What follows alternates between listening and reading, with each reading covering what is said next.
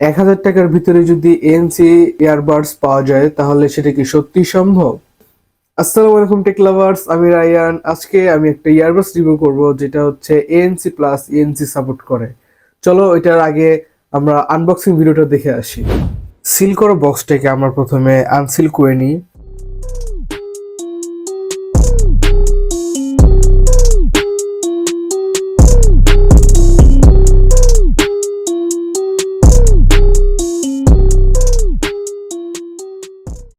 এই হচ্ছে আমাদের সেই কাঙ্ক্ষিত টিডাব্লিউএসটি, যেটি দেখতে অনেকটা ম্যাট ফিনিশ এবং এটার কোয়ালিটি খুবই প্রিমিয়াম দেখতে। এটা দেখে মনেই হবে না এটা বাজেট ফ্রেন্ডলি একটা টিডাব্লিউএস। বক্সের ভিতরে থাকছে একটি কেবল, যেটিতে আপনারা টিডাব্লিউএসটিকে চার্জ দিতে পারবেন। এটা দিয়ে আপনারা আপনাদের কানের সাইজ মতো ব্যবহার করতে পারবেন যাতে আপনাদের কানে কমফোর্টেবল ফিল হয়। এই ইয়ারবাডসটা ফ্রেন্ডলি বাজেটের মধ্যে আসে, কিন্তু এটার ফিচার দেখলে মনে হয় না এটা ফ্রেন্ডলি বাজেটের একটা কোনো টিডাব্লিউএস। ব্লুটুথ 5.4 থাকায় কানেকশন স্টেবল। এএনসি অফ করলে প্রায় 7 ঘন্টা ব্যাটারি ব্যাকআপ দিবে, এএনসি অন করলে প্রায় 6 ঘন্টা ব্যাটারি ব্যাকআপ দিবে।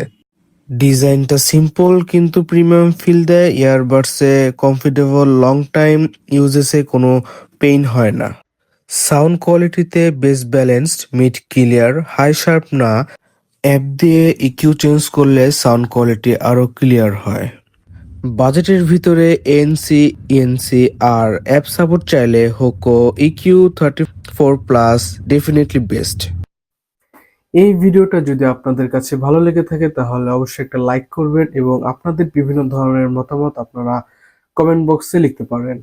আর এটা আপনারা কোথা থেকে কিনবেন বা এটার কিরকম প্রাইস হবে এটা আমি ডিসক্রিপশন বক্সে লিখে দেবো, আপনারা অবশ্যই সেখান থেকে চেক আউট করে নেবেন। লাইক সাবস্ক্রাইব করে পাশে থাকো।